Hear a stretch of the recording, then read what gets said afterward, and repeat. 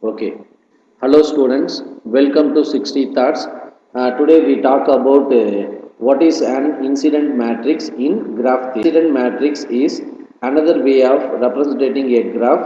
It is a vertex and edge matrix. Okay. Let us see a mathematical definition. Let G equal to B comma E. Here V is called vertices set, E is called edge set.